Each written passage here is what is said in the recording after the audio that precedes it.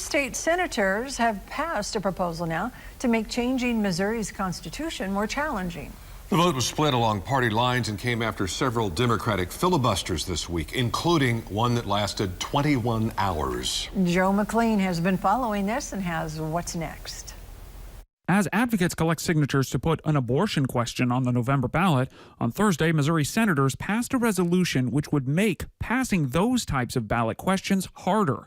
Right now, it only takes a statewide majority to pass. Under this resolution, a constitutional amendment would also need to win in at least 5 of the 8 congressional districts in Missouri. Republicans have said the move is meant to protect voters from being tricked by well-funded out-of-state entities. The Missouris I'm talking to, they want to protect their constitution. They don't like the idea that these out-of-state powerful special interests are coming into Missouri, spending a ton of money lying to the people of our state. But this policy has divided conservatives, many of whom say the IP process is the strongest mechanism citizens have to supersede the state legislature. Ben Singer leads the bipartisan group Show Me Integrity. Politicians and special interests in Jefferson City are trying to take away majority rule and have an attack on the people's power to hold our leaders accountable through the initiative petition process. Fred Steinbeck is a veteran Republican, a former mayor of Chesterfield and the former finance director for Governor John Ashcroft. I believe that this is an issue that is taking away the freedom of the people and taking away from one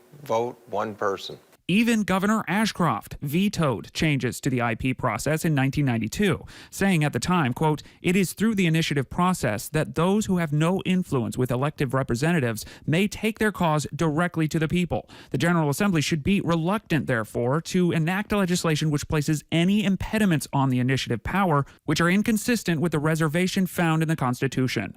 The resolution will now move to the House, which has already passed similar versions in each of the last several sessions. In Jefferson City, Joe McLean, KY3 News.